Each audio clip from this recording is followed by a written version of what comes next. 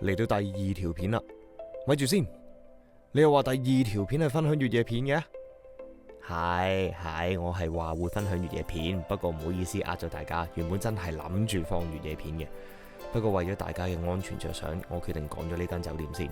點解我咁講？大家睇落去就會知噶啦。原本諗住瞓2晚，唔使住咁貴，因為預咗好少時間留喺酒店。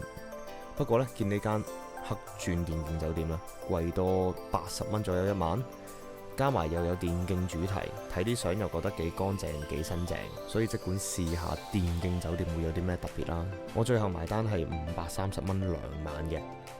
第一晚去到酒店都要睇清楚一陣，先發現原來佢同另外一間酒店共用酒店嘅大門同埋 lift 嘅。入咗玻璃門之後呢，右手邊搭 lift 撳11字，上到去呢，就會見到黑鑽電競酒店嘅接待處啦。處理完 check in 手續之後，就可以通過長嘅走廊去揾自己間房。不過我就冇特別去影個走廊或者接待處，因為我覺得個裝修真係好一般。走廊同埋房門甚至有種好古舊嘅感覺。不過呢，當你打開咗房門之後呢，右手邊就係廁所，已經一眼睇晒成間房，不過都幾大間嘅。最開心係見到有2部電競電腦同埋2張好大張好似好舒服嘅電競燈。張床個樣望落去都算乾淨嘅，不過床單被鋪呢就比較鞋身啲。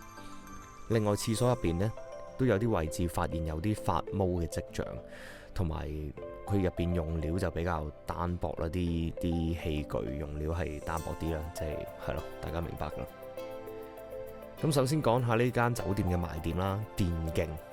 我比較少打機，到開電腦嘅時候呢，先發現原來有好多遊戲都需要用內地身份證實名認證先可以玩嘅，所以好似有啲得物無所用，或者只係我唔識啦。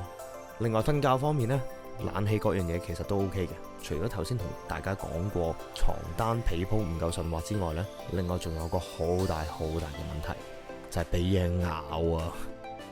我已經瞓得唔長時間噶啦，都可以俾唔知啲咩嘢咬到成個大髀都係。其實我唔肯定係張床定係張電競凳，因為被咬嘅地方都係接觸到張凳或者張床嘅位置嚟嘅。我開頭以為係自己敏感啦，去到第3日朝早發現嚴重咗，所以就更加肯定係佢哋嘅床或者凳嘅問題，因為我淨係個大髀係掂過呢2個位置嘅啫。所以我個人覺得呢，如果大家有興趣過去呢，可以帶定啲消毒噴霧過去，徹底消毒所有設施先去用，咁樣會安全好多。好啦，今日條片就嚟到呢度，多謝大家收睇，大家記得 comment、like、subscribe 同埋分享俾各位朋友仔。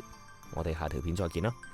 我下條片真係會分享揸車上山越野嘅情況噶啦。好啦，拜拜。